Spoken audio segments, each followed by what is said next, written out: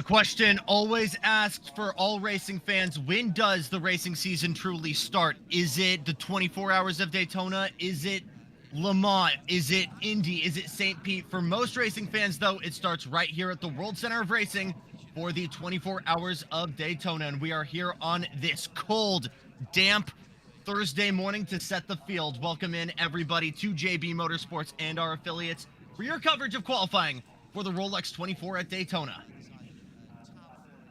Welcoming you into our commentary box, it's Jackson Lambros and the two Joshes, Bursch and Turner. In JT, what seems to be a cold, chilly, un-Floridian Thursday morning here for qualifying.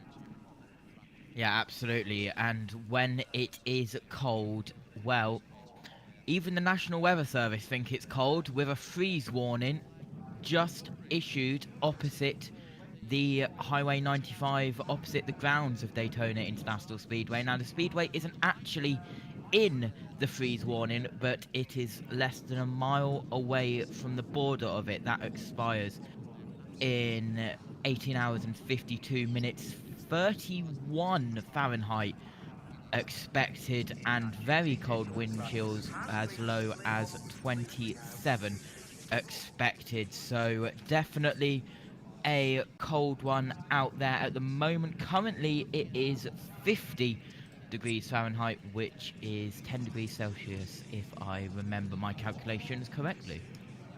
And for everybody here with any anxiety on where we might be seeing any rain or chill this weekend, it looks like today's gonna be the worst of it. A little bit of rain maybe later on for practice too, but as of right now, it's looking like clear skies for the remainder of the weekend. So we will have a hopefully mostly dry 24 hours of Daytona. Going through our onboards right now and going through who has been called up in this GTD in the green end plate category here for our first session. Kyle Kirkwood, we just saw the onboard for him.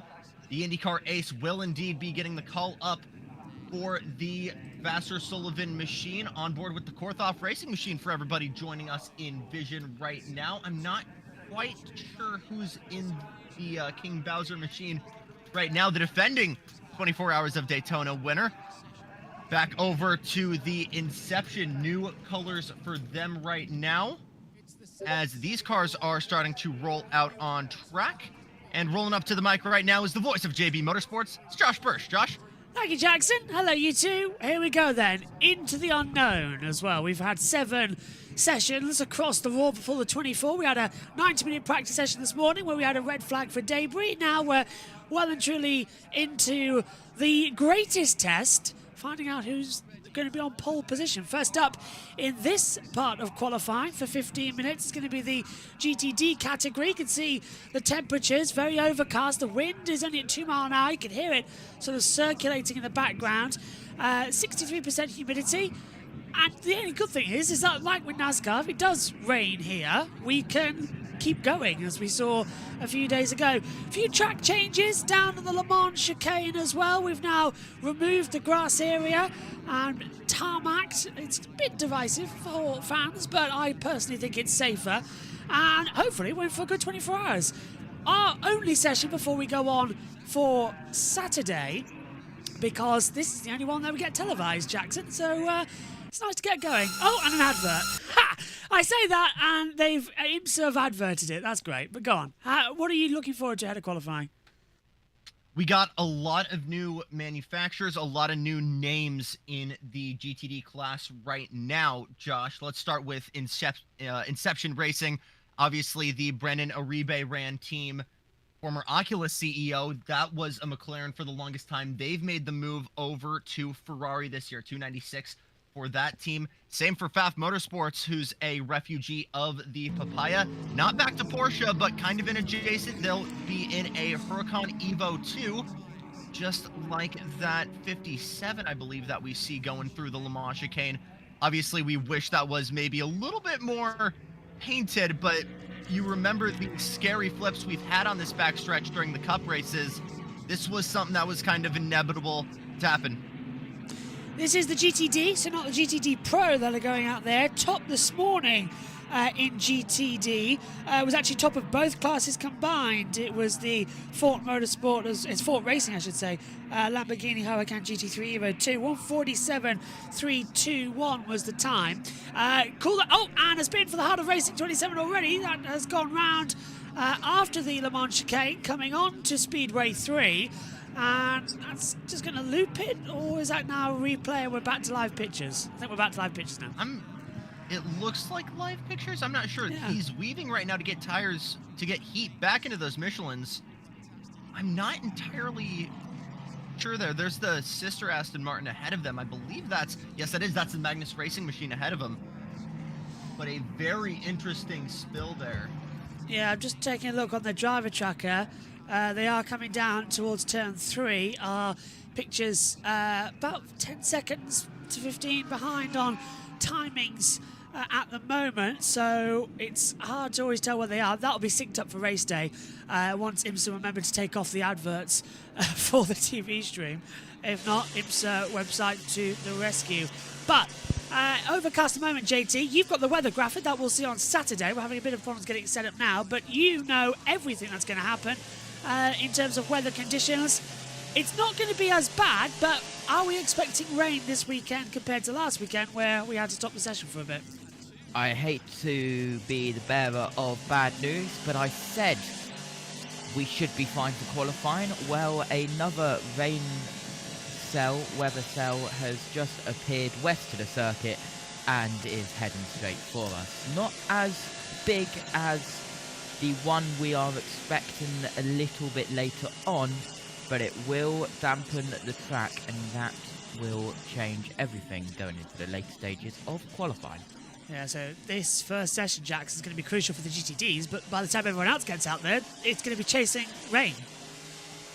It's very much a uncontrolled variable. Let's talk about what's in control right now. First timed laps underway. Elliott Skier, the San Diego kid, gets us started in that Wright Racing Porsche. 151.3. James Colato in the Ferrari 296. Hot on his heels, less than a tenth of a second back in that Ferrari.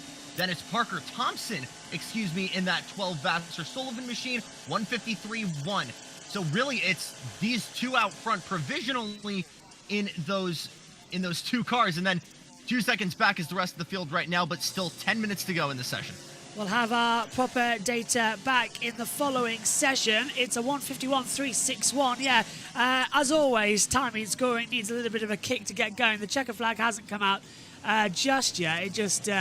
It needs a little boost to get going, so we'll sort that out in the following session. 9 minutes to go at the moment. It's the 120 car on top. James Collada, though, impressive. Just, 29 thousandths off, but now we're already getting lap traffic down into turn 3, and then through 4, 5, and down to 6 before we rejoin at Speedway 1 out of the outfield section already, having to abandon lap times. So this is not going to go well. Such a major issue here, Josh. Mainly, one, just favoring apex position and being able to maximize your line, but you need to buddy with someone if you really want good lap times. We kind of see Elliott Skier in the 120 on the backside of that arrangement right now, as that Gradient Racing Mustang, the 66, is getting a very nice tow through Speedway right now, but Skier already with opening on the fastest lap right now in that very, very nice looking olive and yellow Porsche 911. That stripe, by the way, having the tracks that they will be racing at this year. Looks are not speed, though, is that Gradient Mustang behind them already opening up on pace. That's a 150.5, but James Colato 147.4 in that Ferrari, Josh. Track temperature is at 18 degrees Celsius, 9 degrees Celsius air temperature as well. We'll convert that as we go. Humidity the same everywhere, 61%, but that brilliant 147.4. 64 Fahrenheit. There you go, JT's on it as well. Now, this morning's time, as I said, was a 147.321, so we're just slightly below that from practice earlier on, but we've got plenty of time to roll it through. 8 minutes to go on the clock as we come down into turn 1. The hard brake that sort of links into the infield section, and already... Look at this. Yeah, I thought I nearly lost it there, Jackson. No, I think that was probably a pre-planned maneuver between these two Ferraris. Slipstreams. That's the inception, and I'm trying to figure out which blue one that is behind them, the 021. Yeah, I've got the 70. That's the GRC Competizione. I want to think there was almost a pre-planned kind of trade of who gets the toe on the speedway between these two. We both know we've got pace on the infield. If we can tow with one another, we can try and lock out this front row in GTD. So I think that dive bomb from the Inception car there from Fernando Schandhoff is an intentional move here, and they're kind of playing buddy-buddy. It's the 50 AF Corsa Ferrari that was directly behind the now 70 of the Inception Racing, who is top of the board at the moment. But Elliot Ski has just gone top again for Wright Motorsports in the Porsche 911 GT3R. 992, of course. It's a 1:46.825. So we're faster than the times we had this morning in GTD. Now we can start going, and quicker tyres, shorter fuel runs, should be easier as we're on board with the 70 down to the Le Mans chicane, touching the brake, flicks the car in. You can carry so much more speed through the first two parts of the chicane than you can the last two. Sort of ride it in and then trail brake out. It's a chicane, Jackson, pretty much in name only. You are quite quick through it, and an overtaking opportunity to come the race. And the fact that you no longer have grass there, Josh, certainly adds a lot of courage to your commitment to that corner. And I think that's a major factor now when it comes to maybe these overall records we might be seeing chased. We're seeing the weather graphic down on the bottom of our screen there, and as JT's zooming in for us, while I can't get it working, he can with his OBS battles as well, so we can see what's going on. Got a new live timing software this season as well, working with Alchemy Systems, because timing 71 is being a bit problematic, but we'll get it working in a minute. You can see the rain clouds coming in. JT, tell us about that time. When's that rain going to hit us? Well, any minute now, I would think, probably in the next 20 minutes, because this, where is it? Let me get my tools up. Hold on, there we go. This, I think, is just going to pass to the south following everything else, but it's everything here which is a bit more north, which, if it follows the same path, would go over the speedway. And, well, this was it at, hold on, let me use my tools. Here we go. You can just see in one frame how quickly it's traveling. That's just in like one frame of the radar.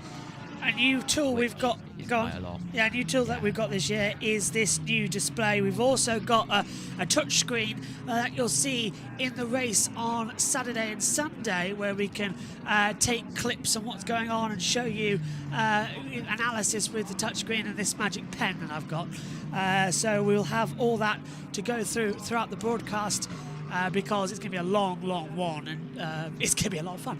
So, we've actually got Trent Hinman top at the moment in the 45 Wayne Taylor Racing Lamborghini Huracan GT3 Evo. It's a 1:46.658. He's got a 10.5 to Frank Pera in the Foyt Motorsport, who is in the 78 car, down in second position. You can see the gaps on our timing screens alongside us if you're watching along with us on JB Motorsports. And if you're listening in on Downforce Radio as well, welcome to you as well. Jake Sanson will be with us in the box over the weekend. Right now, he's busy in Abu Dhabi as we take a look at the 83 with Michelle Getting at the wheel in the Iron Dames car. New beautiful checkered flag livery on there. Actually, not technically a flag design. That's Post-it notes that they laid out in the paddock, and they said, write your dreams on this. Tell us what you want to achieve in this life. And from fans of both IMSA and Iron Dames have kind of decked out this Porsche 911 to the line. What can the Gatting gun get us to? It's good for 8th overall, but Elliott Skier and the sister Porsche gets that Wright racing car back to the front overall in GTD. Iron Dames this morning did a 1:48.448. They've done a 1:46.981 at the moment, so much more faster and faster. Don't forget the sessions here with now split qualifying, similar to what we have in WEC, especially as well at Le Mans. We now start in class order, so we get the tops and then we segregate the classes to each other, and that's the point with GTD, is that they're going to be separated with the GTD Pros as well.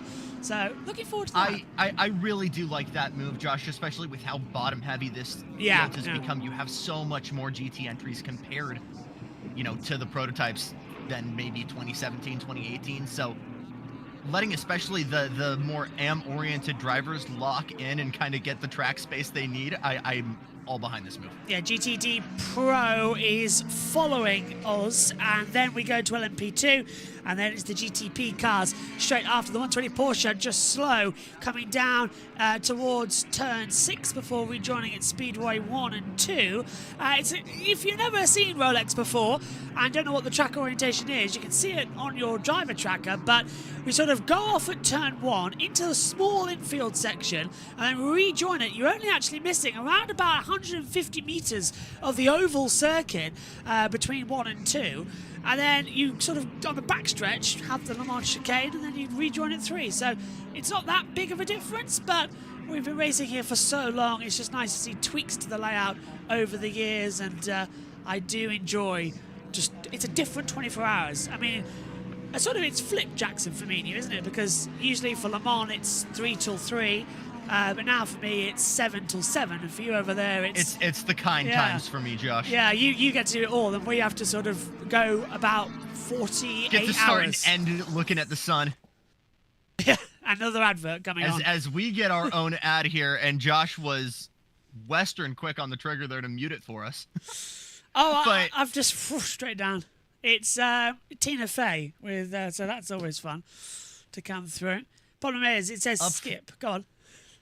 Up front right now, Elliott Skier and Wright Racing, your defending SRO GT America champs, although most of you will know that as the car that cosplayed Sonny Hayes last year in that Geico insurance colors with the massive movie camera on it, the 120 Porsche 911.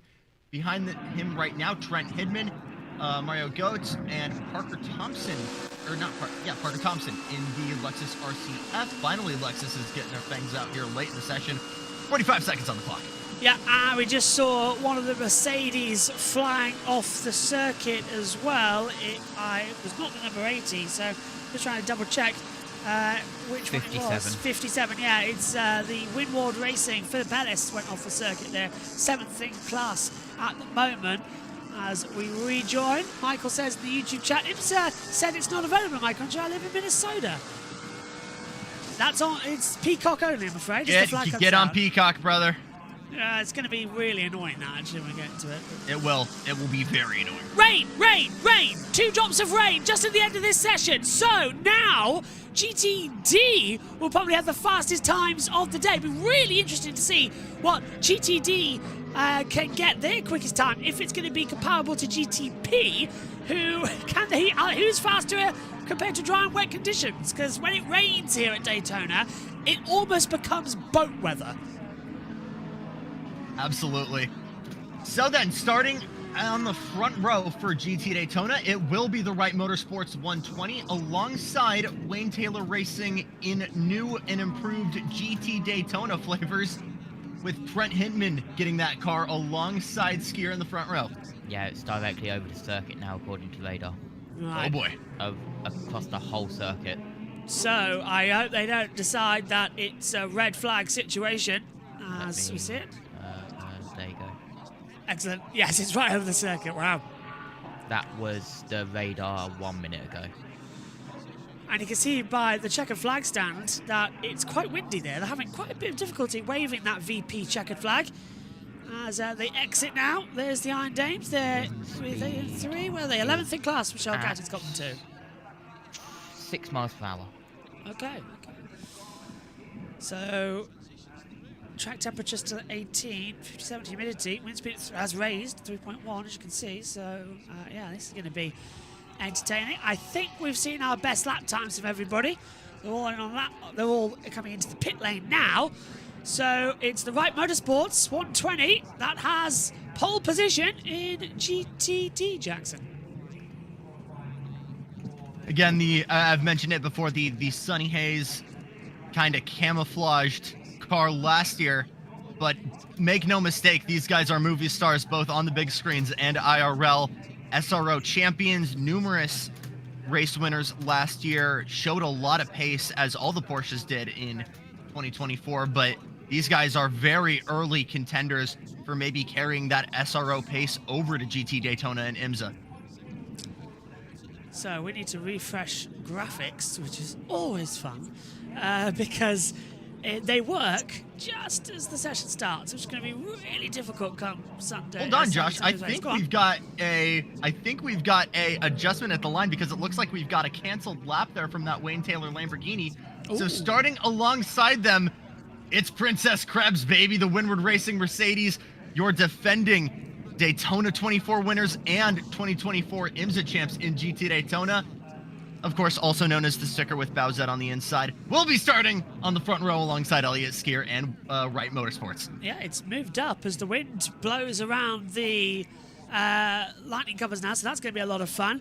So, lap time deleted, so it's just 18 thousandths of a second separate them. At the top, actually, the top three separated by 24 thousandths of a second. And you can hear the wind, you can see it blowing. The palm trees here at Daytona Beach, it's coming in, it's going to come in quite hard, Do you want to know JT. the funny thing? Yes. The timing is showing 2 mile/h wind speed. It is actually, yeah. It's clearly not 2 miles an hour. It's a lot more than that. Okay, right. We need to quickly adjust our systems to get everything up and running ahead of GTD Pro. Stay with us here on YouTube. The stream will go frozen for a second while we get everything sorted. Don't go anywhere. Right, we'll come.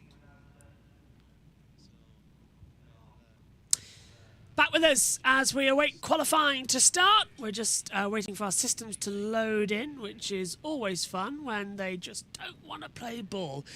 Jackson, GTD with pole. Elliott Skier got it with Wright Motorsports. What are you expecting the big lunge to be coming as we get ready for the next classes to go out?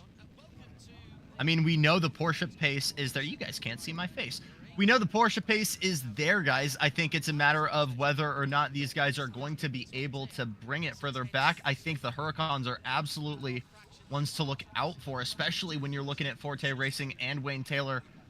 But I mean, we know what Phil Ellis and this whole Windward Racing team can do. So maybe a little bit of courage around the outside into turn one will kind of help them kind of get to the lead early, hold it. It's just so hard to predict with a whole 24 hours of racing ahead of us on Saturday, Josh. Seriously considering giving Timing 71 a kick up the behind coming through to get it working, because we've lost a bit of our data, but never fear. We always have backups and backups coming in as we await. JT, you've got the weather situation down there, and it does look a bit horrendous, I'm not going to lie. Yeah, this big band is what I was focusing on for. That was when I mentioned about practice 2. Now in the past moments we have had this form south along Highway 95. Now it looks like it will just go off into the sea and off into the coast. But, well, it's Daytona, it's Florida, so I'll keep an eye on it. It's always going to be a bit frightening. Nobody knows exactly what's going to happen. Let's head down to Radio Le Mans. Was what it was all about. Absolutely. I definitely owe Till a beer after all of that, because that Mustang is quite large and it gives me a pretty good little draft there. The goal of the torque sensors is to create close racing for as long as we can go. So it's been looking very promising for some good action. Ultimately, it's still a big unknown for a day worth of racing, but at least in terms of one lap, right, we feel pretty good with where we have them. So you set the thing up to be fast over a lap. How different will the car be which you take out for night practice? That's a fantastic question, because there's still so many unknowns, right? We've driven with the sensors in a normal day. Now we've got a little bit of a damp session, but ultimately night is still somewhat unknown. As the conditions evolve, it's going to be up to the engineers to see what they see and almost improv parts of it through the race. So this car might be good, then we have a little slump, then we're good again, and other teams that might not be great become, well, who knows where this has ended up. But that's the beauty of endurance racing. It's a season in a day. Elliot, congratulations, thank you very much. Thank you so much. And just a few information, Johnny, it's starting to spit down here in the pit lane. So a little bit of precipitation now. This is going to throw the cat among the pigeons. At IMSA Radio, if you want to get in touch with us here at the Full Performance Global Broadcast Centre. Hello to Spirit and Words, to Connor Hudson, who is listening in the northeast of England with a full cupboard full of coffee in the kitchen for this weekend. Hello to Ed, sir. Thank you for your kind words, Ed. The sounds of Daytona wafting across his kitchen on a Thursday evening. Hello to Christian Sverts as well.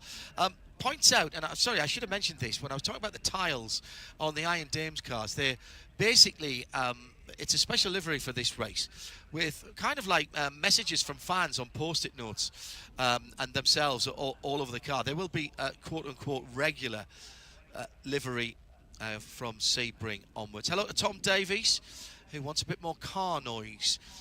Yeah, I think we're okay on radio, but I'll pass that on to our TV colleagues. And on to Maxwell, who's here at the circuit, listening on 107.9. And Andrew is definitely feeling drops of rain in the kink as well. And also hello to Snakes F1, who is watching on IMSA TV. And welcome along to all of you, whether you're in sound or sound and vision.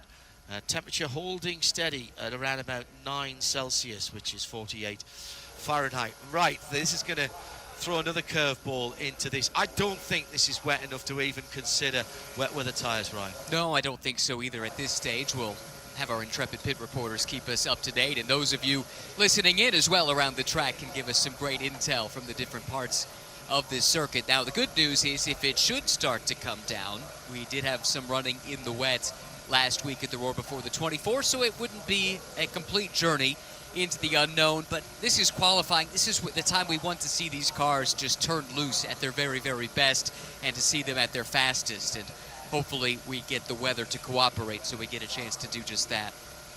Hello to Jackson and Henry Keck and to Marty, who are here trackside listening on 107.9, part of the great army of followers of IMSA. In fact, Yeah, getting all set then, Jackson, as the green light goes on for session 2. What can we expect then coming in for this second group, as that rain cloud is coming in ever quicker, and we've just set up our systems to be on Alcamel for a while. So what are you expecting coming into this one?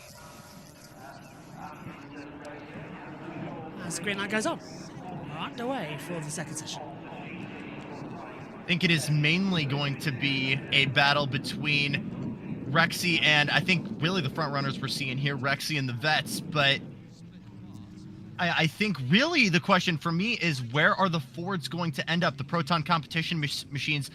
We've seen these guys show so much pace in other series, and they've had such teething problems in IMSA in their first year, so this is the first real session where gloves are off and we got to really see what kind of pace you can pull out.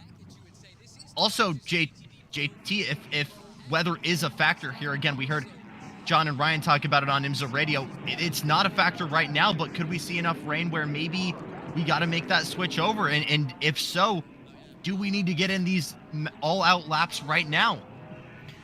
I don't think for qualifying, possibly practice 2. Yeah, that second session's coming up Gotcha. later. We just had a spin for car 75 with Mauro Engel, the 75 Express Mercedes AMG GT3 went off at turn 3, so just had a little bit of a loop around. It was the PAF Motorsports, James Hinchcliffe this morning was the fastest time, 1:47.539, and with the rain coming down, it's going to be quite entertaining to see how that's going to happen. But remember, with the GTD Pro and GTD classes, their times will stay on the board because they will merge together. So that's going to be fun, but they will be starting differently, but the times still count overall. As this, looking on, everybody walking in with the, what's that, stay calm or stay pink? Can't see what that is on the board. Always funny, as we're going back to green flag running now. JT, weather, that's the big thing we need to see now. Yeah, just waiting for the latest radar update, which should come in, well, should come in a minute, in this minute. There's an update, it's like 4 minutes. Let's hear from Joe Bradley. The report that, yeah, it's clear the 77 had to have a gearbox change. I haven't established whether the gearbox catastrophically destroyed itself or was just showing signs of destroying itself. But the good news is, as you can see, the car made it out. The car's going to cross the line. It's posting a time in qualifying. Great news. So, good news then, as we had confirmation that car 75 spun and continued to turn 3. There's the number 9 Lamborghini just coming out of Speedway 2. It's now coming down towards the Le Mans chicane as well. Yeah, I've completely lost access to timing 71 at the moment. Luckily, we still have our basic systems ahead of Q2, which is the GTD classes heading out there as well. Jackson, tyre warmers going on. It's still dry tyres. Are you expecting the need for BRB. full wet soon? Oh, he's BRB, okay. Well, JT, that's you. No, I'm not. Oh, he's I'm back. back, Here sorry. he is. Welcome back. Do you reckon that we're going to have a lot with a possibility of full wet weather tyres by the end of this session? Because they're struggling a little bit out there. And you can see certain areas of the track getting worse. I mean, if it is, these guys got to get on their giddy up right now on the dries because, I mean, you already know what the faster tire is going to be in this scenario right now. Yeah. Lambo's just warming up the tyres. Coming back on through across the control line. Down in towards turn 1 and 2. It's Tommy Milner who's top with Corvette racing for Pratt Miller Motorsports. It's the Chevy Corvette. It's a 1:52.904 as a banker lap time. Get Speed 69 car is in second in class. Alexander Sims for Corvette as well in third. Looking at the banking, this is the 40. This is the 007 car coming out over the finish line, the heart of racing, and that's at the exit of 4, and there's a lot of water droplets hitting the camera lens as it comes up to the line. The 007 goes 8th in class, 29th overall, and that is a 1:59.377, so a bit way off the pace at the moment. You can see the GTD Pro so far down on the board, and we will be able to switch up between the remaining times on our screens. We have that new sliding system, but everyone down below 32 onwards has yet to set a lap time. So, and up the order, where's that? Just shot up on my timing screen there as well. There, top of the board for Thomas Praying as well for Proton Competition, 1:50.355. It's still off Jackson massively on the warm-up laps. Obviously, I mean, that's the difference the droplets are going to make right now, and these guys are still trying to get into the groove right now and kind of work their way up to that top pace. I would not be surprised, though, if the weather can hold right now, and considering we've got pro-level drivers in these cockpits right now, I think it will still be... I think it still might be enough to level, if not beat these guys, considering the weather might stay the way it is. And immediately... we're seeing a good chunk right here biting into that GTD pace right now as Lucas Stoltz and David Ragone already kind of get up to speed. Their fastest two so far in the Ferrari 296 and the Mercedes AMG for Get Speed and for Dragon Speed. On board with the number 3 with Alexander Sims, second fast at the moment, and there's the time, as you say, for Dragon Speed. Right up there, getting closer to 1:47.473. Not the fastest time we've seen today. That still remains at a 1:46.643, but we're getting up to that second half of the timing page. As we're on board with Alexander Sims, now got third in class. Maybe even fourth in class. Looking at this timing screen board as well now. He has dropped to fourth in class. Watch Rexy through this second horseshoe. Swings it wide, really tries to late apex it and have that line back on the gas be as straight as possible. Again, with the mid-engine platform, the car wants to rotate so much, but you have so much weight on those drive wheels that it's all about kind of the whole stop-go thing. You're not going to get a parabolic line. You really need to kind of get it lined up before you get back on the loud pedal. They'll be pushing it as hard as they can as they exit Speedway 2 down towards Le Mans. And they'll flick it through easily. He backed off there, the 3. So way out of time there. I'm curious if he was full throttle all the way up until then. It seemed like he might have lifted just a smidge before the Le Mans chicane there. New top for GTD Pro as well. 2 new tops, 3 new tops coming through in 1 second. So that was great. 4 as Get Speed goes top with Lucas Dahl now going over to 6th place overall. It's a 1:46.802. So the GTD Pro with the red category on your screens getting faster and faster So that's much more like it now. And new top time for Frederick Vesti going to the top. Ford Multimatic Motorsports in the GT3 Mustang. It's top Jackson 146.385. Still a long way to go here as we're still finally getting into these really, really gritty laps here, kind of leaving nothing on the table. But it's very, very promising right now for Ford, promising for BMW as well. Harper there in the Paul Miller machine. The 48 gets that M4 to the top now. Just a little bit wide at the exit there, so slowly, as they will continue. I have a task with JT in between the sessions that I wanted to research for me to come in. So it's 146.005 for Harbour. Then we get the 65 in second, 69 third, 81 in fourth, 77 fifth. Coming into it, Sorensen in 8th place. He was running in the top 3. He's dropped so far back at the moment. As we look at the 48 BMW with Dan Harper at the wheel, the M Sport coming down, similar to what we'll see eventually in a couple of years' time in British touring car, sort of fly in as JT's flying into Daytona. You see that big rainstorm starting to fly in over the circuit. JT, talk us through it. Yeah, so we can see that this bit here, which is within the 8 miles of the circuit, no lightning in this, just rain. And then the main part that we are looking on is 23 miles away. But this is gonna, if it stays like that, we'll continue to head towards the circuit. I don't think it'll hit in the next 5 minutes. I think it'll hit at the start of the next session, possibly. 5 minutes to go until the end of this session, and then start building up. No one's setting benchmarkers apart from the 65 car at BMW, looking stronger at the moment as well. We've just got that lap time flashing up with the BM further down, but the Ford Mustang GT3 and the 65 car top now with the 145.871. As we're looking forward. No. You should be a weatherman. Yeah, you should be. I don't know if Jackson knows that his camera's off, by the way. I do not. It just comes up with a big pause menu.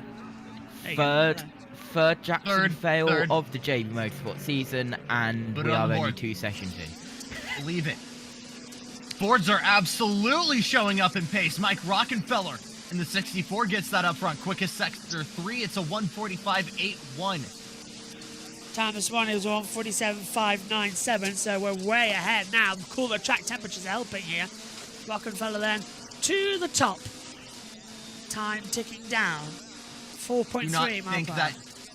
By the way, Josh, do not think Dan Harper will be contesting that. He is back in the pits there in that iHeart Radio machine. Alexander Sims climbs a bit. It's best for 4th in that Corvette. So outside of that BMW, though, it's an all-American first 2 front rows. Thought we had a bit of team radio that coming through there, but it didn't flash up on the graphic.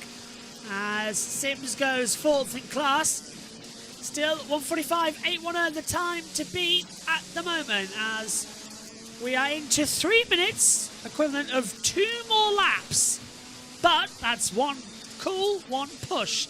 How much they fueled, how good are the tyres? Final time we'll see the GT cars out there. Because next up it'll be LMP2. And then we'll head over as well for GTP. First of multiple races we're covering this year with IMSA. Plan is, in some variety, to do them all alongside IMSA. So whether or not IMSA Radio will take through some parts, and then we'll hop in for an hour or 2 around the coverage throughout the year. But we're looking forward to it. I know I certainly should be on at Grand Prix of Long Beach, Detroit, and Petit Le Mans, as well as Daytona. But yeah, this is Jackson's baby this year.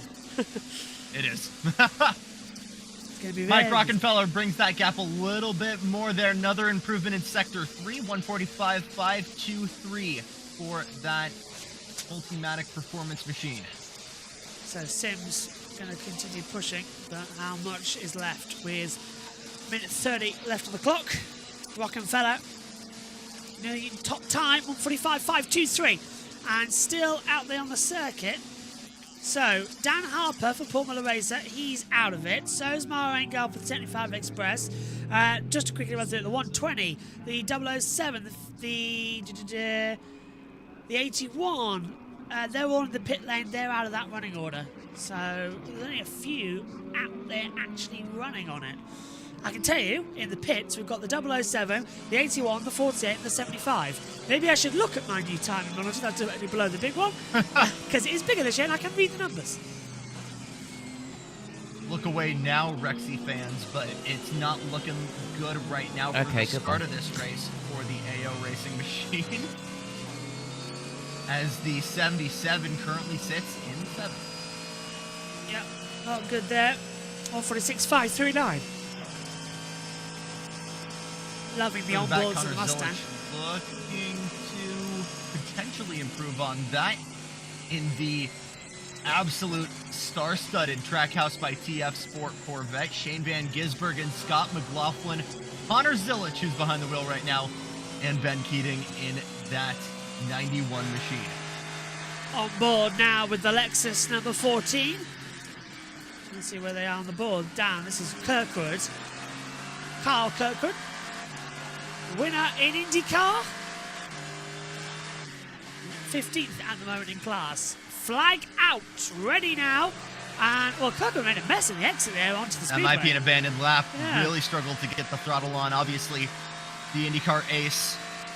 You would normally consider this to be kind of unknown territory for him, but I don't think there's been a longer tenured IndyCar or outside discipline driver that's had this many races for one team in IMSA. And this guy has gotten the call from Jimmy Vasser and James Sullivan for nearly every IMSA endurance event to go drive this Lexus RCF. Checkered flag out, and it's looking like it'll be an all Ford front row. Confirmed as the 14 crosses the line and stays in 15th. It's pole position for Ford Multimatic Motorsports. It's the 64 car on pole with Mike Rockenfeller's 1:45.523. Frederick Vivici as well goes second, 65. But Ford front row, we kind of expected that after this morning. I was expecting a little bit more from the Lamborghini. They've actually dropped massively. Where have the 9 team dropped to? 5th in class. Wow. Really far down as well for that Lamborghini. Corvette beat them with Alexander Sims. But yeah, it's a 1:45.523 on the board. So, not bad. I'll show you It's still definitely going to be teething issues with Bath Motorsports and that new Lamborghini Huracan for them. Back in the red plaid we all know and love. But I really don't think these guys are going to be kicking themselves in the pants over a 5th overall in the GT class, Josh. Sadly so. So we wait now for LMP2 to come through. As the cars come back in, we'll fade up to IMSA Radio. Unless Jackson, you got anything? I'm tired. I thought IMSA Radio. GT3s, both of the factory cars from Rocky and Vavish, separated by a handsome margin at the end, 0.3 of a second. On the inside of row 2, it's BMW with Dan Hartman, newly minted into the 48 BMW of Paul Miller Racing. He's 0.007 ahead of the first of the Corvettes, which is Alex Sims in the number 3 car. On row 3, Andrea Caldarelli for Pfaff Motorsports Lamborghini, Chevrolet Corvette, and Tommy Milner in the outside of row 3. On row 4, AO Racing is the first of the Porsche. Rexy with Lauren Heinrich on qualifying duties, the 77. New gearbox and all. Didn't have much chance to get run in, did it? Connor Zilic in the 8th position for Trackhouse by TF with the privateer machine. That's outstanding. Mercedes, the first AMG, is 75 Express. Maro Engel for the Kenya Bull team. Heart of Racing has their Aston Martin in 10th position, Marco Sorensen on duty. What do you make to that then, Ryan? Well, Ford certainly sent a message to the rest of the field to sweep the front row in class. That is a great performance for the Mustang and shows the amount of development that's gone into this car one year to the next. But I'd also like to say Connor Zilic in 8th, his first ever start in a GT3 car, and he's within a second of the GTD Pro pole time. Doesn't come as any surprise, of course. He is an excellent driver. He wins in everything he seems to jump into, but for Zilic to do that against this field, that speaks volumes to his level of talent. Down in the pit lane, the distinctive and long time colours of the green, white, silver and black of Mike Rockefeller. Now, if you look at characters in motor racing, Rocky's, in a dictionary, Rocky's face will be smiling out from there. He's got a few laps under his tyres, but he's not slowed down at all. Has been a consummate professional and has a second, third, fourth maybe lease of life with this association he's built with Ford and Multimatic Motorsports. A super teammate to Sebastian Priaulx. I've got to think back now whether Rocky was teammates with his dad, with Andy Priaulx at one stage as well in their careers. Sebastian, probably, you'd certainly say third generation racer, possibly even fourth. I know his grandfather was doing hill climbs, and that's where Andy started. I've got a strong suspicion his great-grandfather had a bit of racing history as well, way back in the dawn of time. And before anybody says, no, I wasn't commentating on him right then. Earlier on, we had the GTD qualifying, Wright Motorsport for Porsche there, ahead of Winward Racing Mercedes, then Wayne Taylor's Lamborghini and Vassar Sullivan's Lexus, courtesy of a late lap from Parker Thompson that dragged that car up from the nether regions to the outside of Row 2. Then Lamborghini of Forte and Aston Martin of Van der Steur Racing. Those were the top 6 in the GTD qualifying. GTD Pro just finished. We'll have P2 and GTP to come. Exactly the same format. Got some breaking news for you as well on the GTP side of things, which we'll get to as soon as we've heard from Mike Rockefeller. He's enjoying himself far too much to give short answers to our TV colleagues. 107.9 FM around the circuits. It is RS2, part of the Radio Show Limited network of channels, and indeed, of course, we're live around the world on the World Feed TV. No blocks, no breaks for the World Feed for this qualifying session, and indeed every qualifying session from the WeatherTech Sports Car Championship this year. I know one or two of you were getting one or two ads on the YouTube stream. If you don't want to pay for YouTube, then you can always go to the... Yeah, aren't they nice to remind everybody that we were having those issues too? Right, I'm just setting everything up. Has a very, very happy chairman. Well, Mike, what a great start of the season for the Ford program. Yeah, definitely a good start.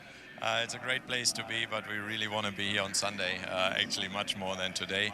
But yeah, we took, we put a lot of effort into qualifying, preparing the car, getting it ready already at the Roar.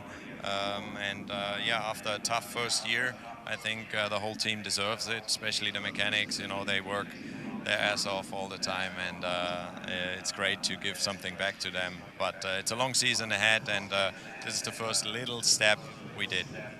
So how far ahead in the program, and are you surprised at how far ahead the program is? What's the biggest differences, for instance, with this car from last year? I mean, there's a lot of learning throughout the year in IMSA, and clearly we know our car way better. Also, I would say as a team we grew together much more, so the structure is a bit different, you know, everything works more smooth. But again, this was qualifying, and I think last year we saw there's potential and we have pace, but clearly this is the biggest race of the year, and we want to make sure that Ford is proud. Tell us a little bit about the pole lap, Mike. I mean, everybody's talking about how cold it is. When did those tyres come in for you? Actually, very quick. We decided before quali to go a different route than everybody else. We kind of did a slow out lap, and then I went back to the pits to make sure we get some heat in the tires from the brakes, just sitting there, you know, with the heat soak, and that helped a lot. So when I went out again, I think like 10 minutes before the end or something, I felt immediately that it was a good decision because the car had a lot of grip and the tire worked good and the balance was fantastic. GT3 cars have come on, aren't they? I mean, this is like a rocket ship, this thing. Yeah, they are. I mean, it's called a GT3, but it really feels like... I remember the days when I came over here the first time, 2004 or something, and in the GT car, I mean, we were a lot slower throughout the corners. For sure as quick as we are now on the straight, but definitely corner speed is a lot higher nowadays. Those cars are a lot of fun to drive, and yeah, it's a super tight field. Many good drivers in this category, so you have to really push hard, and I'm proud, you know, about the team and myself, because for sure when it doesn't go well, you start to question yourself, but it was a good day. Congratulations to everybody at Ford, Mike. Bragging rights tonight for you guys. You deserve it. Well done. We'll have a couple of extra practice sessions to come up as well, going back to the more traditional schedule here at the Daytona International Speedway. But from now on, they can concentrate on race setup. And I sort of understand that, right? I would say so. That's where the big prize is paid, of course, as Mike alluded to. You want to be in this piece of real estate he's standing right now come Sunday. It's nice, and you get to win the press release, if you will, here, you know, early in the week with the pole, especially sweeping the front row. But ultimately, everyone's here to win that Rolex watch. And they've got a great chance to do it. As I mentioned earlier, the Ford camp is really sanguine about their chances here at Daytona specifically. It does seem like this track should suit that Ford Mustang. We definitely have seen it suit the Ford Mustang GT4 in Michelin Pilot Challenge, and some of that carries over to the GT3. And then, just a great driver lineup as well, with so much experience, and to have a guy like Rocky, who's a DTM champion, he's an LMP1 champion in the Le Mans Series, won an FIA GT2 championship in 2005, and he's won this race before too, overall back in 2010. So he knows how to get it done and has a chance to display that here in qualifying. Green light on then as we get going for LMP2. Jackson?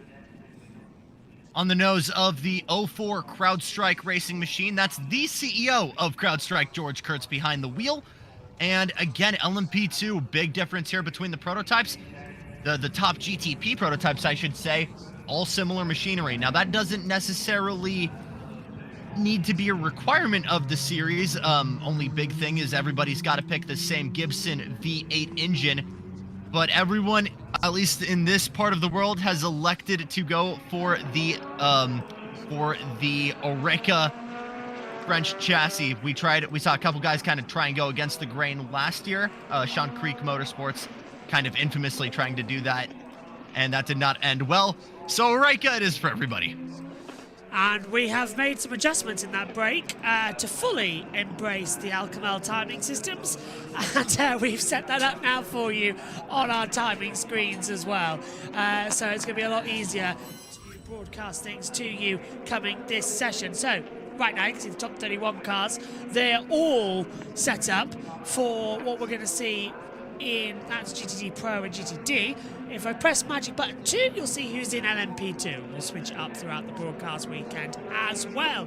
So, yeah, that took a while to set everything up to a completely... I thought to myself, I don't need to do much this year because everything was set up in 2024 for the Rolex. I'll just come in, load it up, all is good.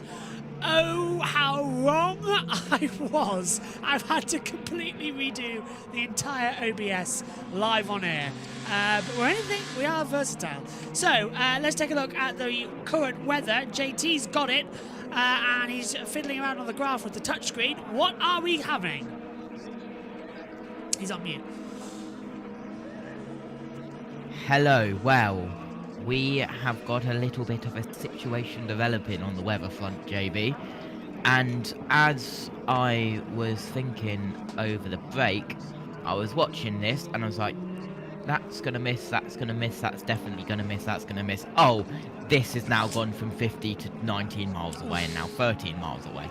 Yeah, so, we can see on that chart now, it really is getting quite a lot of weather. I've got a feeling that isn't going to miss Daytona. No, that's going to hit Daytona. So practice 2 will be interesting, and we'll be bringing you that coverage as well later on. Let's do a thing. 13.4 miles away as of 8:02, 1 minute ago. Isn't that lovely? How much panic can you get? Alright then.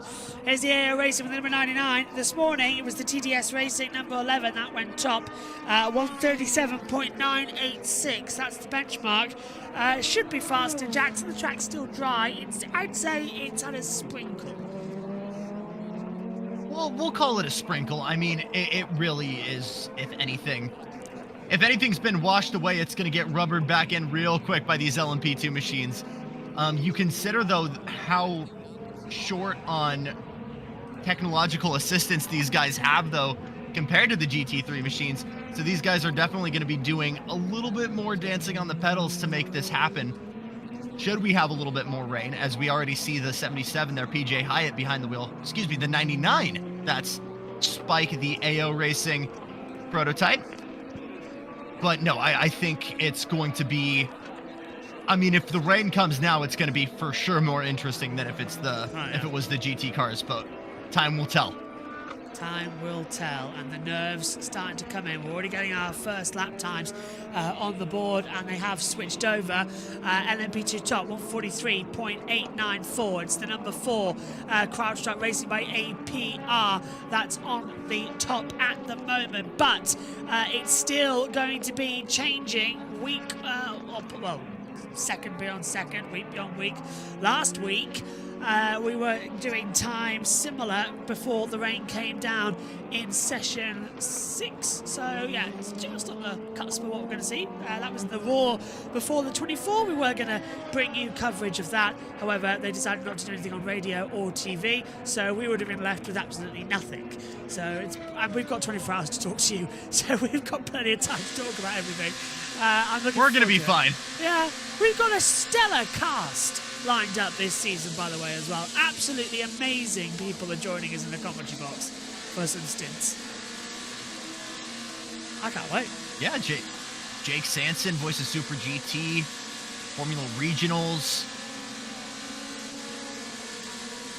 DJ Clark's coming in. My brain is absolutely shorting right now. Yeah, DJ Clark, Trans Am, SRO. Phone a friend. Yeah, we've got drivers in. We got some cool people coming. Hopefully some drivers. I'm really looking forward to it as well. This is going to be a nice 24-hour conversation, and then we'll all go to bed on Sunday night thoroughly proud of ourselves about how much of a great race we've seen and a great race we've brought to you all. Right, number 11 has gone into second place well with Stephen Thomas at the wheel for TDS Racing. Fastest tech to 1:23.615. It's a 1:41.376. So much faster now, starting to come through, and that is what we like. Let's have a look at the driver. Again, this should not be a surprise to any of you guys. These are not your typical LMP3 machines. Remind you, before GTP came along, these cars were supposed to coexist with the top category in GTP, formerly, the DPI cars. Yeah. But the DPI cars were just too fast for them to kind of coexist. So that should show you, one, just how fast these guys are and how fast we're about to see these GTP cars go up next. Faster and faster. No, I'm not going to go there. We had that last year. 73 cars on top as well with a 140.754. If I continued my train of conversation, it would have got me in trouble with Ofcom. So that's because I'll stop it and restart it because we've got the well, thank God for that, because the Pratt Miller Motorsport car no longer on top with Chris Cumming. It's now the CrowdStrike Racing by APR with now TDS Racing with Stephen Thomas retaking it with a 140.104 in the space of 10 seconds. We've had 3 different drivers go top, including the AF Corsa, and now Ben Keating goes into 3rd place, who had, of course, pole position last year in both Daytona and Le Mans. Rain in 35 to 40 minutes estimation. We might be done for that. Oh, so we're going to to be fine. Practice, yeah. We're going to be fine. Oh, Back in 4th we go here in LMP2 qualifying. It's currently TDS Racing and Stephen Thomas leading the field right now, but we're going to see what this Pratt Miller Motorsports machine can do. Obviously, the guys that you know best from doing Corvettes are giving Prototype Racing a shot onto the main straightaway. Let's see what they can do. Chris coming behind the wheel to the line. It's good for front row right now with a 1:40.014, Josh. So he's 9/100ths of a second faster, and look at that for PJ Hewitt and the AO Racing, 4.5 tenths faster, so 1:39.6 as a banker lap time, much faster. And I'm really starting to get into this now as well, because the times are going to get quicker, the tracks are going to get cooler without any rain around, so bring on the GTPs. Oh, a little mistake there as well for the 73 coming out of turn number 3 of the horseshoes. Had a bit of a wiggle there. I'm sure that's not going to be too much of a harm to the Deltas. And Oh, they're already that's where even they worse. want He's to be. knocked Oh, up. big lock up there on the outside. Well, I don't know if that's the commentator's curse or not, but we said it shouldn't be too much than the wiggle. Then he goes and locks up. And 2 pole position goes Ben Keating. 1:39 exactly on the timing monitor. Wow. Double duty continues for Ben Keating this year. Was at the track house by TF stand. Ran over to jump in this PR1 Matheson machine, and he's the fastest man on track right now in that purple and blue and orange wind colors. So it's 3/10 exactly. That's a fantastic timing. You can see on the timing towers as well with the full-on data. We'll show it to you now. It's a 1:39 exactly for Ben Keating in his time. And then you've got Thomas in second, 3/10 down. Fastest first sector though coming for the 99 LMP2 with Hewitt at the wheel. Second sector 47.6. So here, there and everywhere at the moment. I don't know, it's much more improved upon this session now, and everyone's starting to go, yes, this is going to be better. This will be the actual run around that we want to see. You throw the anxiety out, and now that you know that rain isn't a factor, we're watching the 22 United Autosports machine try to work their way to the front. It's good for second overall. Daniel Goldberg has a record-setting driver of Oliver Jarvis in his ear, and he's using that to his advantage right now. That's good for a 1:39.091, literal centimeters from the front at Ben Keating. Finally, we're starting to get more into this session than what we were giving out. It was a bit slow to begin with, but now the LMP2 is proving that, yes, they may be old, but they are still mighty. As they'll continue on. Or with the drivers or the cars, Josh? Both. You can't teach an old dog new tricks. So, looking back now. I like how we're calling these cars old, and somehow they're still not as old as the current IndyCar chassis. Yeah, it's really bizarre, isn't it?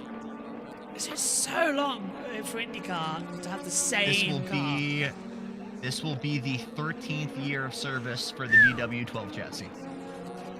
Let it go. Obviously, it's had a little flavor changes. Had the Universal Aero Kit after its debut in 2012. Made the move over to the Universal Aero Kit. Then the new, most recent kind of look debuted in 2018. We got the Aero screen added. We just had the hybrids this year. So it's evolved a lot. But at the very center, it's the same DW12 we've had since, 2012. Yeah, why IndyCar decided to go hybrid when everybody else in the world is ditching it, I will never, ever know. Formula One ditching the hybrid system, still keeping on with the turbos, and it'll be slightly different going to 2026. British Touring Cars ditched the hybrids after a year. Everybody's starting to ditch hybrids in the quest for either renewable fuel or electrical add-on power, not hybrid.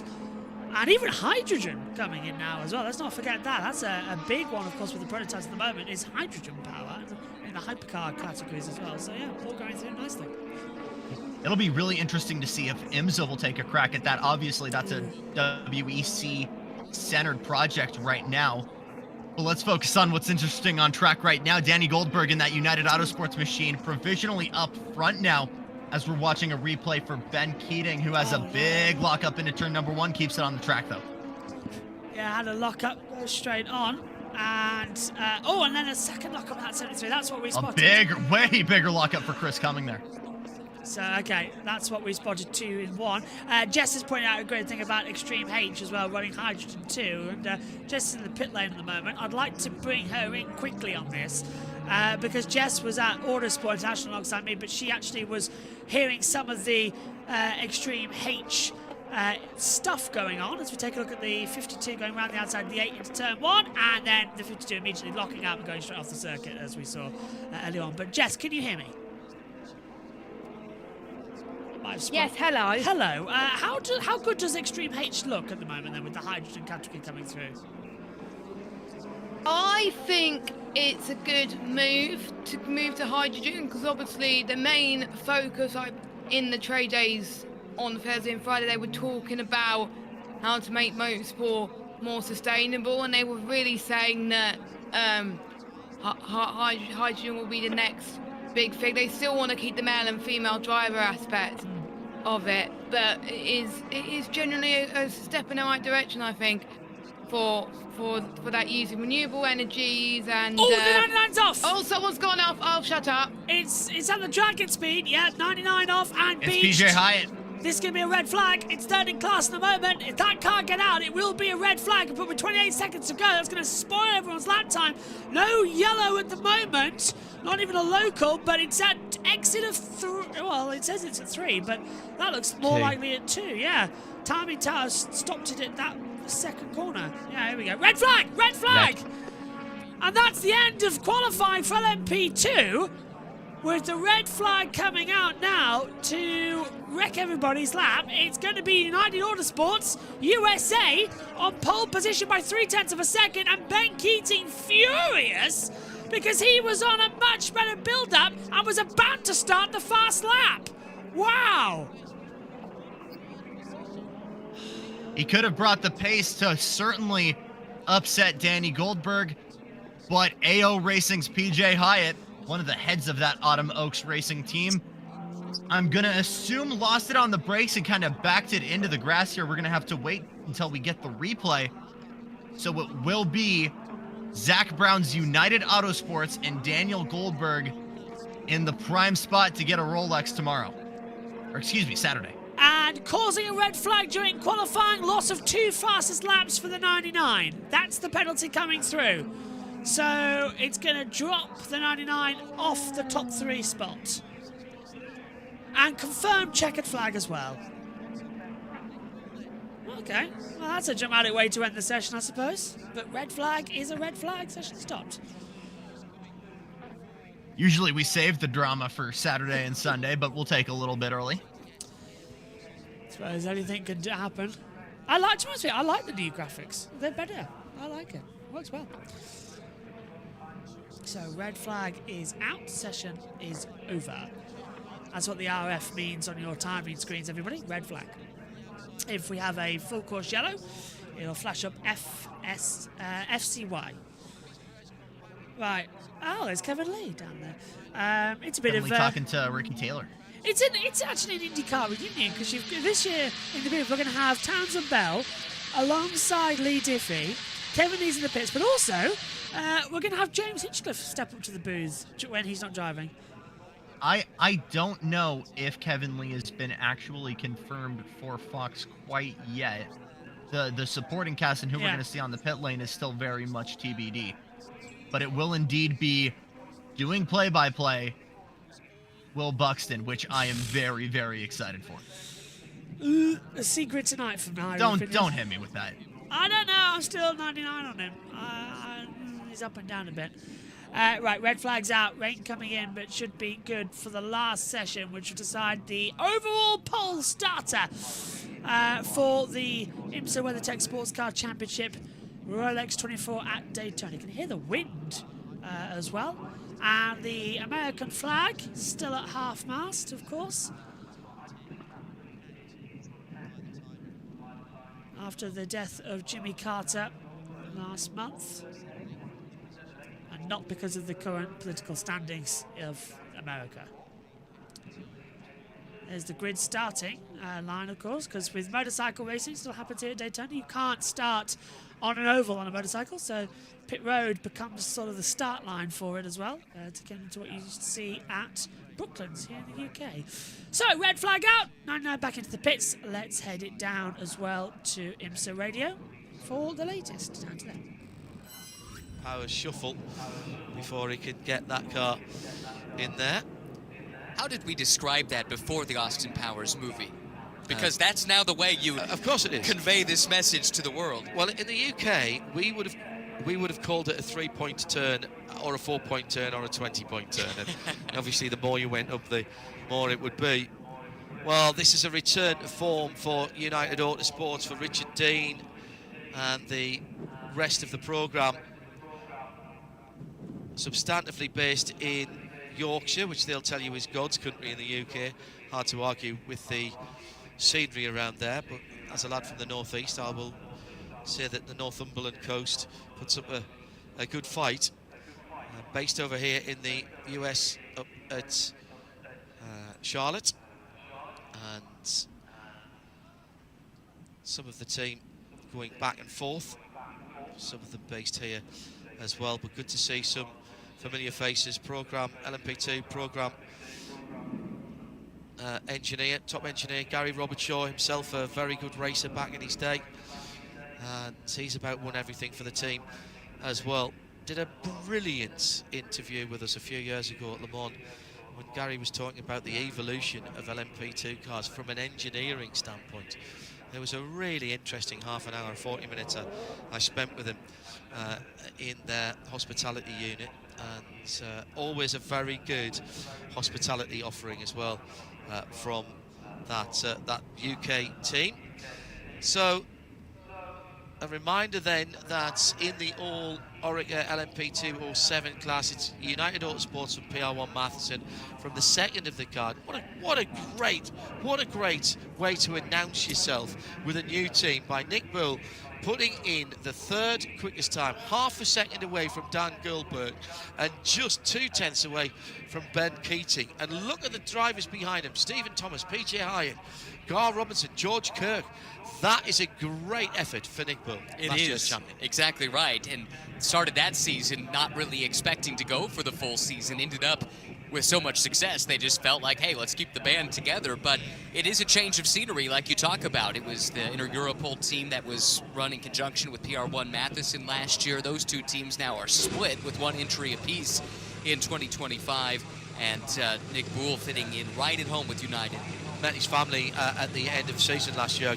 Great set of people really behind Nick and his racing. From Nick Bull to Nick Damon, who's with Dan Goldberg. He'll be on pole position for the start of the race at 1 o'clock, 1:40, excuse me, on Saturday. That's Dan Goldberg who'll be on pole position in LMP2, not Nick Damon.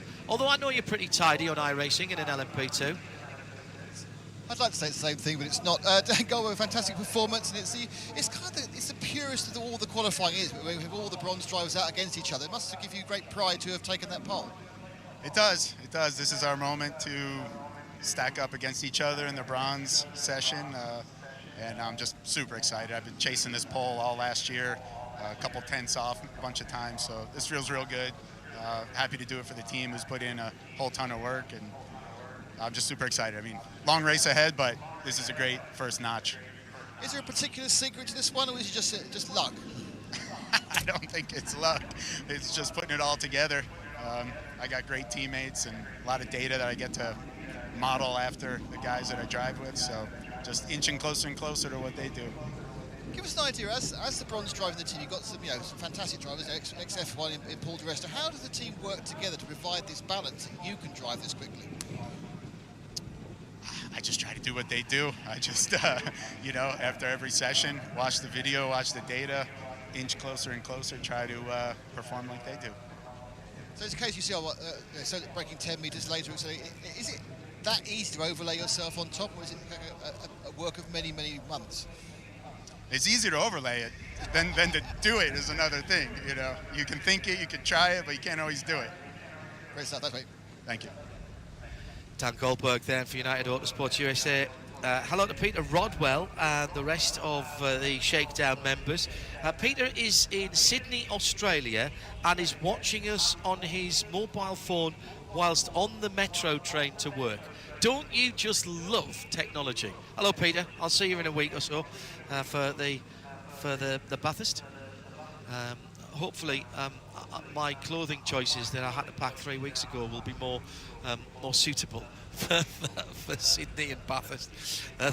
I only have one long sleeve item of clothing here this weekend, so it's going to get a bit of a bash. What do you reckon to that then? I mean, tight with 6, 7 cars within a second, but Dan pulling out 3 tenths there. Chris Cumming, he heading, and Nick Bowler, as we mentioned. Chris Cumming, he headed the field. Stephen Thomas headed the field.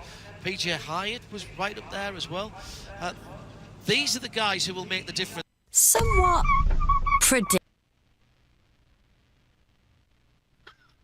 That was a quick run. Good save, Joshua. I was literally just watching Dan. How bad is the damage on the 99? Absolutely nothing at all. It was just a spin and it got beached on the track and it's already back in the pit lane. Absolutely no damage at all. JT's got the latest on the weather.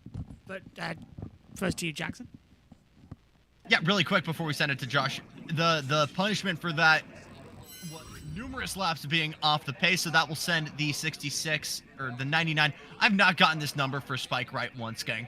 It sends the 99 down to P6 behind Stephen Thomas in the TDS racing machine and just ahead of AF Corsa. JT.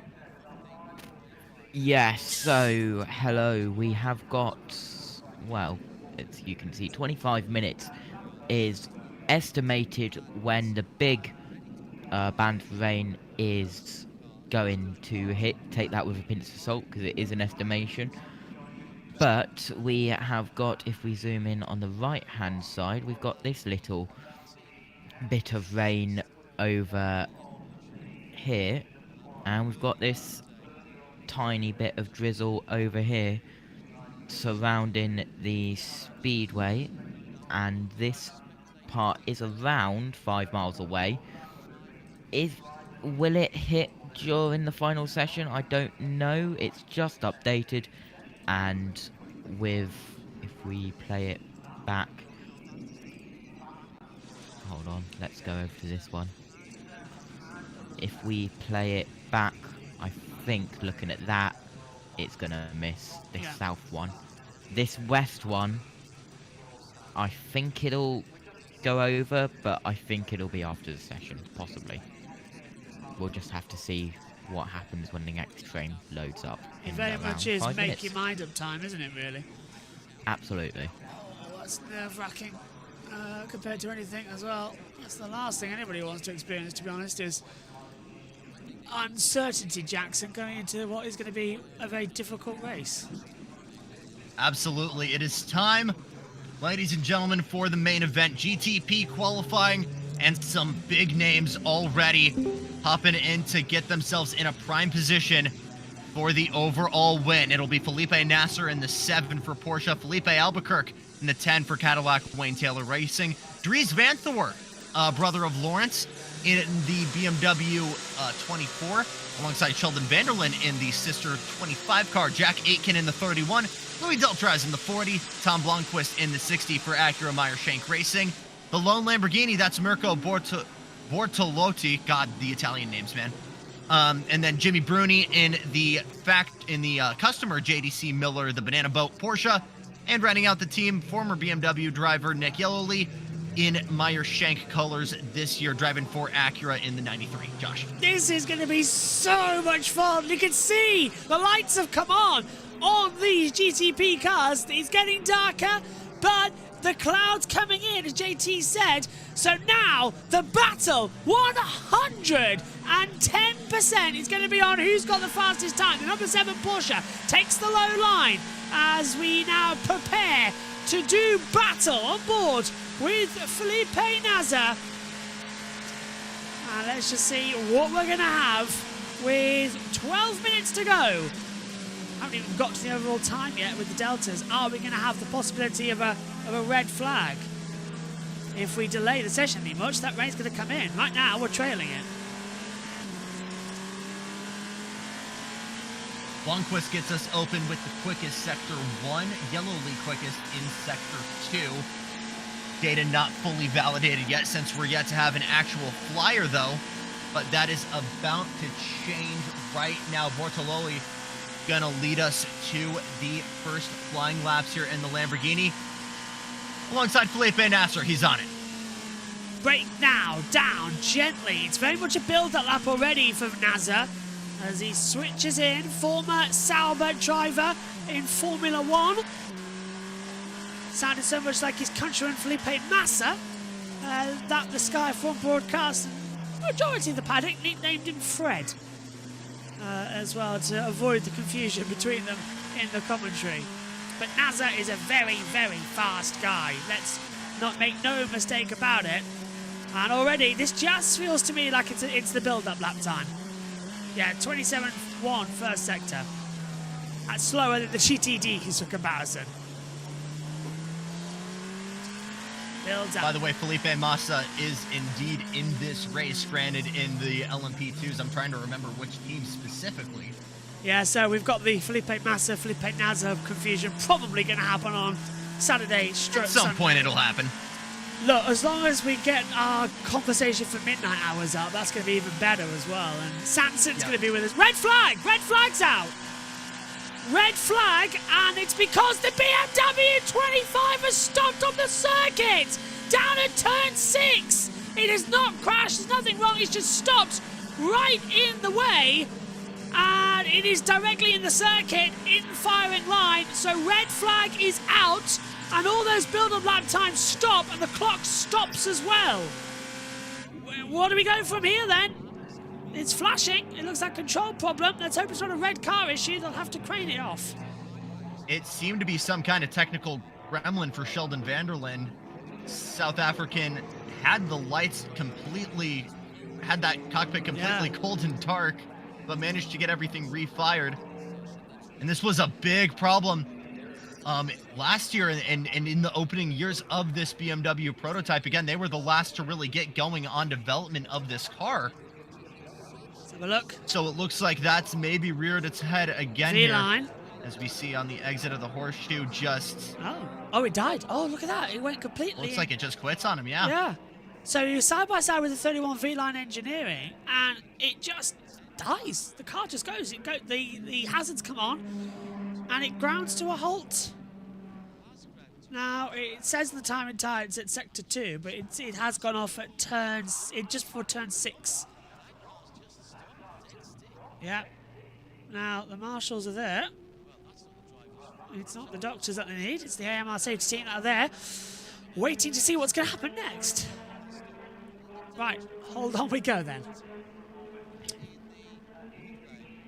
Now the clock will reset itself, so don't worry about that, but it is still ticking down. It was looking so promising for this RLL program in the BMWs, fastest during the Roar sessions, during numerous of the Roar sessions. An absolute disappointment for them to potentially be starting at the back of this GTP field. Obviously, anything can happen over the course of 24 hours, but you're definitely making things harder on yourself to make yourself go the long way. Just had it confirmed that the 023 car in GTD, that in this session was controlled by Eddie Cheever, that has been disqualified from the session. So that's the Tarazan Competizione Ferrari 296 GT3. It's at no times and it has lost its run. Same goes for the 74 LMP2 of Garrett Robinson and the Riley car. That too lost its time. So Cheever's certainly going to be starting on the dullest end of the field. We'll be starting from the absolute back. But for the battle up front right now, we are still waiting for answers. Why did that 25 machine come to a complete halt? Will we get back to potentially get these green flag laps running again? And JT, I think the big question is rain now going to be a factor? It's a possibility. Just a couple of minutes ago, 3 minutes to be exact, we had our latest radar update. If we take a little look to the right hand screen and we go to the furthest here and we get rid of that tool. Yeah, it's not looking good, is it? We do that, we are 7 miles away. Whoa! lightning reactions to me in the commentary box right now, as my entire setup nearly destroyed itself, because I'll show it to you on camera. So if you're on the YouTube stream, we have a giant TV box here in the commentary box that I'll show you if I can get it up. Here it is, just here. It just fell down on me. I saw it, that was like a Spider-Man reaction. I'm so glad that's on camera, because that fell, and I didn't even see it coming, but I put my hand up to stop it falling. So, AT, clip it. Yeah. I am now Spider-Man. Blimey, that was terrifying. I was looking down at it, and I could hear something falling, and instinctively I put my hand up to catch it.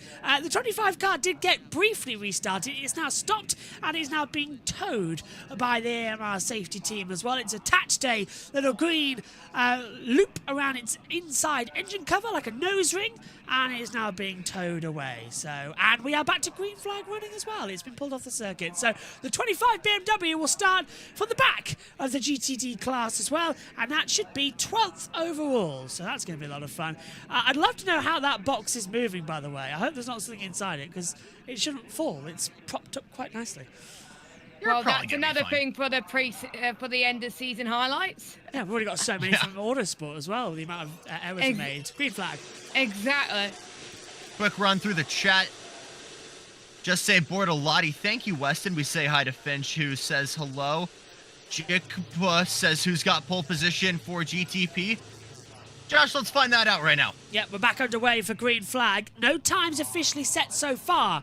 And also, they have removed the clock. So you've still got 5 minutes ticking down, but because of that red flag coming out, they've removed the clock. They're going to retroactively get it going to an agreed upon time from when the red flag came out.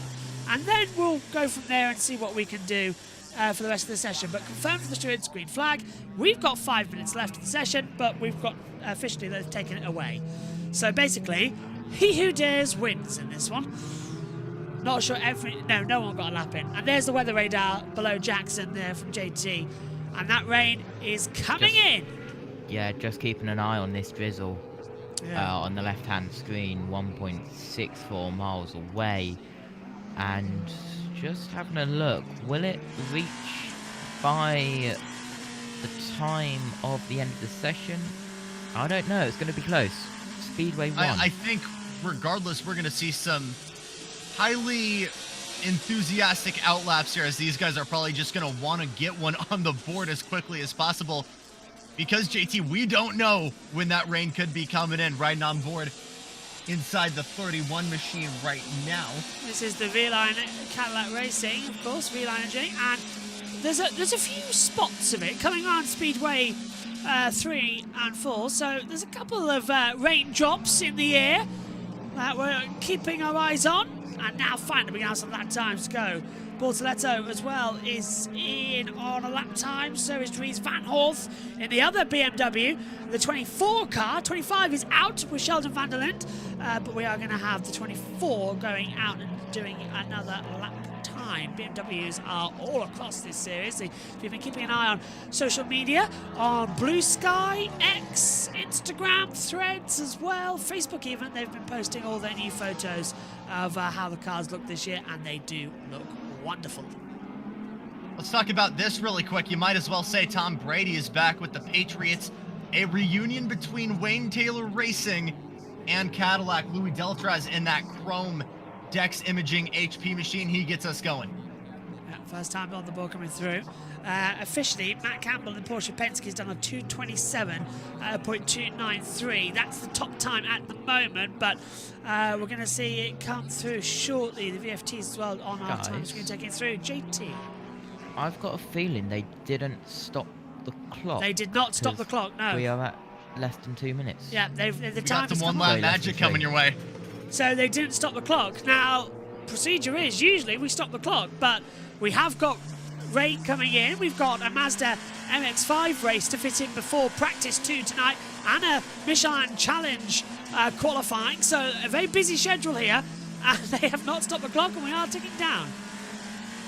Then again, they have just taken the clock off again, so we'll see. I reckon it's a one-lap shootout, you know.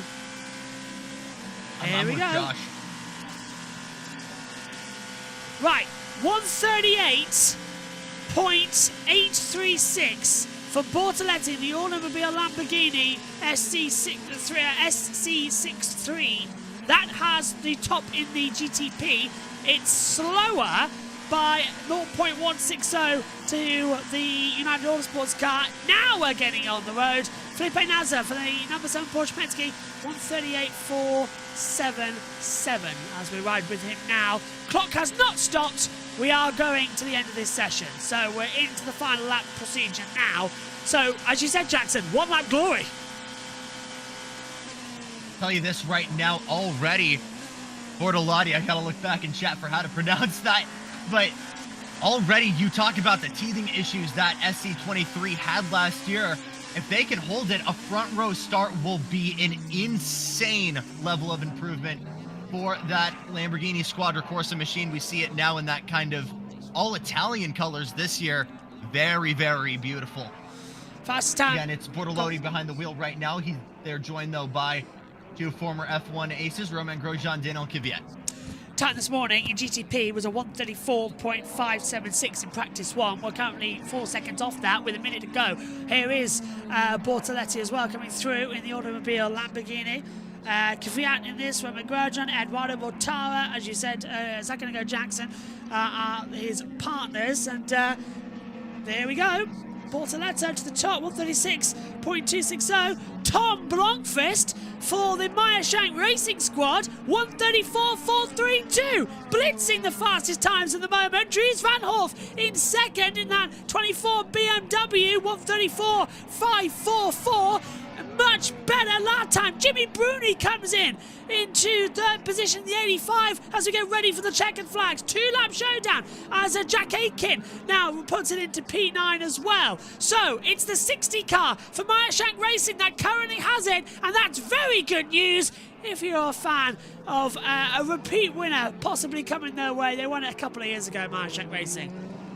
Good stuff so far for BMW. How about this for a potential story?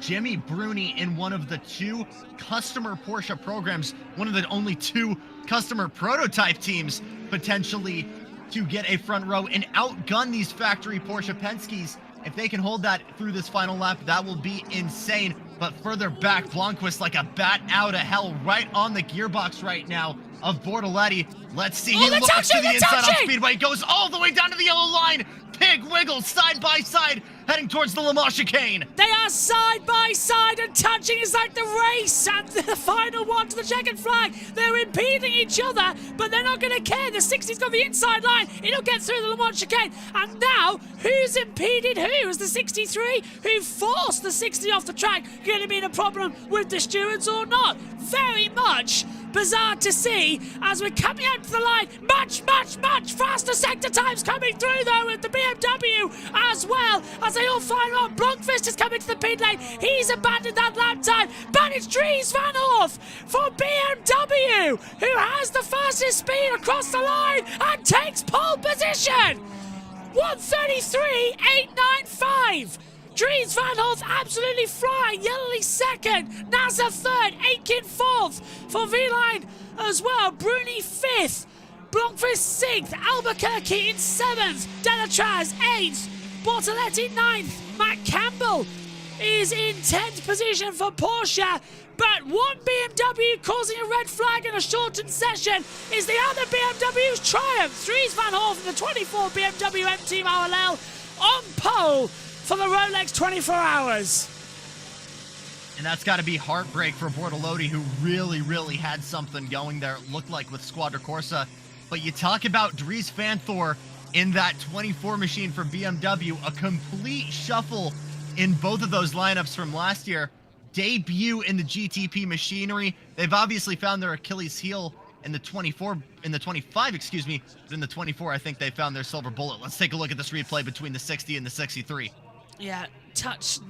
I don't know who's at fault there. The 63 did Bortoletti know that Blomqvist was on the inside there? That's the hardest bit. Blomqvist sort of forced his way through. What do you make of it, JT? It's a bit of a mess in qualifying, isn't it? In the race, yes, okay, maybe, but Bortolotti just getting involved in a little bit of a little bit of action there. Literally Speedway on 1 the and 2. banking, touching wheel to wheel. Never the best idea. It's fun all round at MSR. We have got rain in 15 minutes though, for Yeah. the other sessions and free practice too. FP2 is going to be a lot of fun. That's two of the Ganassi refugees, shall we say, looking on there. Renger van de Zand, Alex Palou, making the jump over from Cadillac to Acura Machinery. Everyone now diving back into the pit lane. Official, Dries Van Horst, the 24 BMW M Team RLL.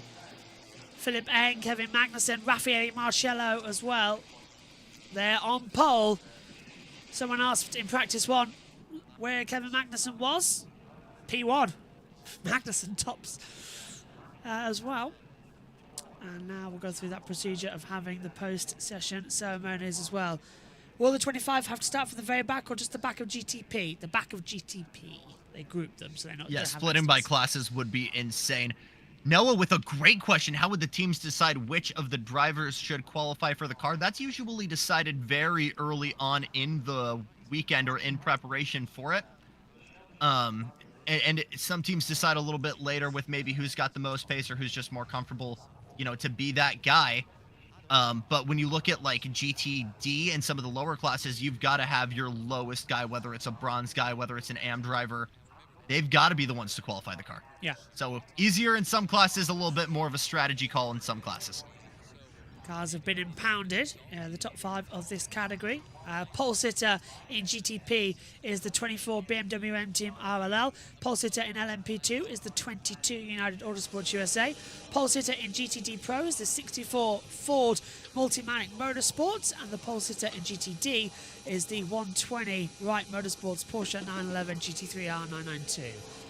So there's your top running orders. I think they are just visible on the screen, as they have now been grouped together, indeed, on our timing screens as well.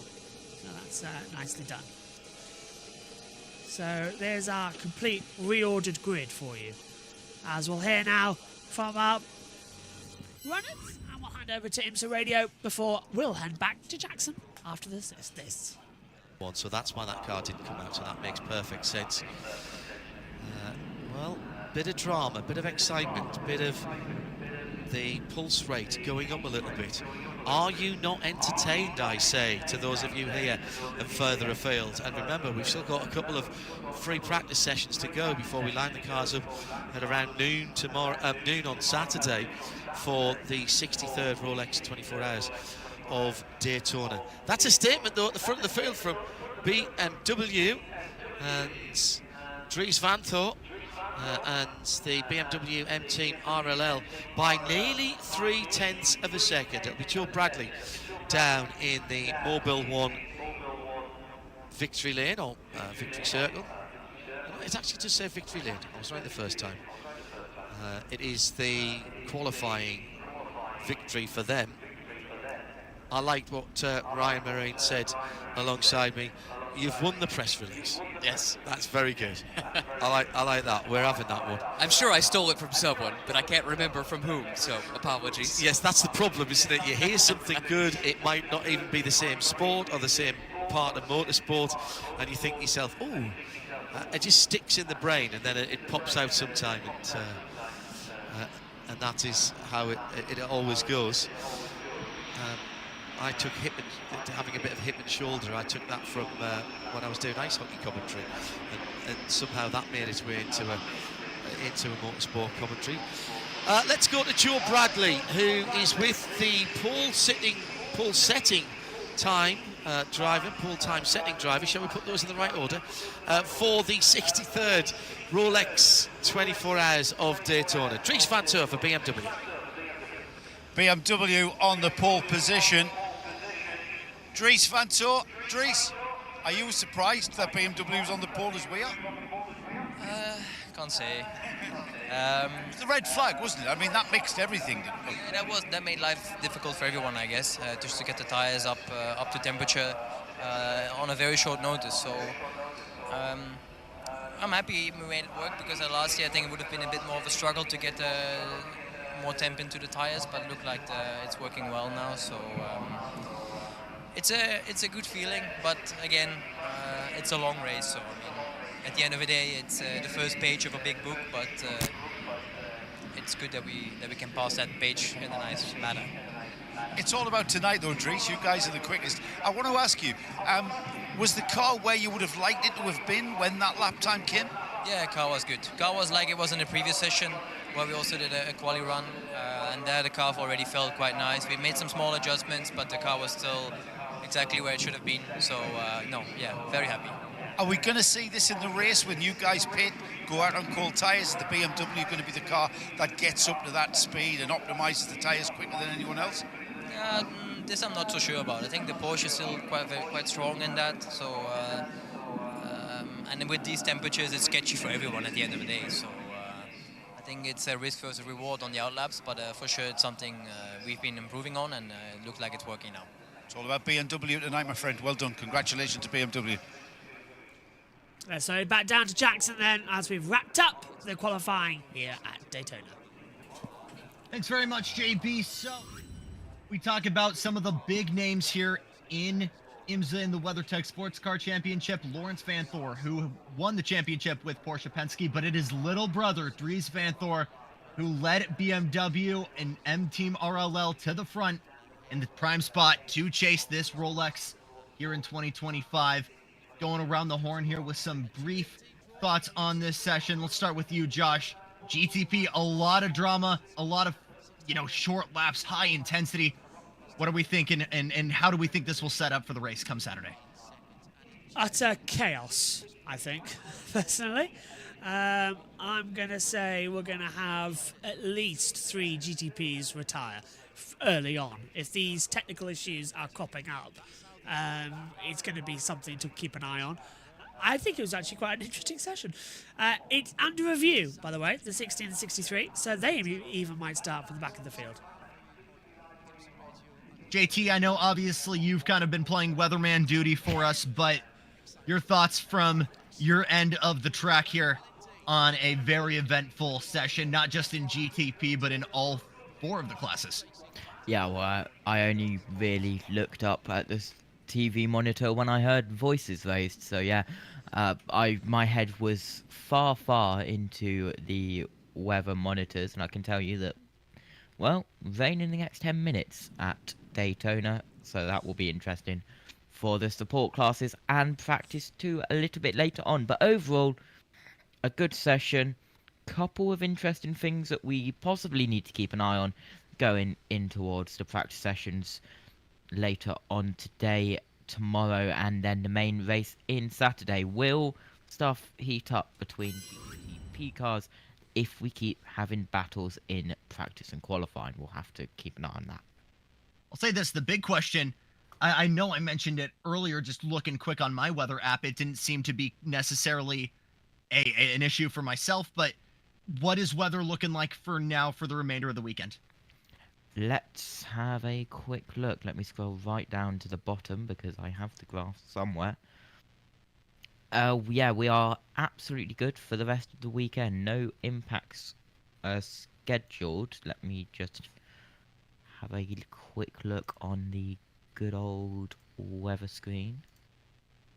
This is always fun, isn't it? This is live. Always fun, always fun. And I'm putting you very much on the spot right now, and I appreciate that. Well, here we go. This is the live forecast. It moves very quickly, so yeah, that is what we've got now. And that is all we've got. There's no more other than that today. By the way, I'm Beautiful. very quickly just creating like a presenter screen because I've suddenly found when I went looking for it, there isn't one on this broadcast booth. So I'm like, what's happened here? Who's nicked my screen? So all yeah. good. Quick run here through the pit lane then. Jess, if you're still with us in the pit lane, your thoughts on the session so far today? Well, it was interesting to see the battle with the GTPs in qualifying. It'll be interesting to see how that goes with the stewards later on. I think that is going to go down well. But yeah, very close between all classes. I'm really excited hearing from what JT was saying about the weather, that there will hardly be any impacts for the rest of the weekends, which is a relief. But if I was to make a prediction on how many GTPs will survive. I think I'm going to go up on JB's prediction. 4 GTPs are going to retire. Ooh. So that's my thoughts. Looking forward to Saturday. Your thoughts for the winner? Obviously, BMW in the prime spot, but we know that a lot of guys have pace right now. Seems like Cadillac's actually almost the furthest back to begin, but who are we liking for the winner come Sunday? I'm going to stick my head out and I'm going to go with V-Line Engineering number 31.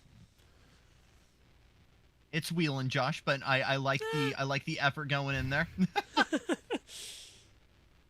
What about you, JT? JT. I haven't even thought about a winner yet, so there you go. I got one. The team that put it on the poll, I think they got this. All right, let's hope I haven't jinxed them now, because K-Mag's on the team, but there we go. No, I'm 100% with you, Jess. If it's not the 24, it would be some kind of nice to see a comeback story here and have the 25 work their way from all the way back at the dull end of the GTP field and work their way through just with sheer pace and will and work their way to the front. I think BMW has been waiting for the kind of right pieces to come together, and it's finally happened here at Daytona in 2025. Omi, I know you're muted over here in our corner of the pit lane. Is there anything, any closing thoughts from you? He doesn't have a mic right now. Doesn't have a mic. So with that, we will bring it to an end here for today for all of our Thursday running. Obviously, MX5 Cup and some Michelin Pilot running still today, but that will be curtains for us. We will catch you back here on Saturday at 6:30 Eastern Standard Time before the green flag at 7:40, and we'll take you all the way to the checkered flag before we give you a little bit of a post race and send you off for the rest of your weekend before we all crash like crazy. For Josh Bursch, Josh Turner, Jessica Ball, and Omi, I'm Jackson Lambros. Let your passion fuel you. We'll see you next time.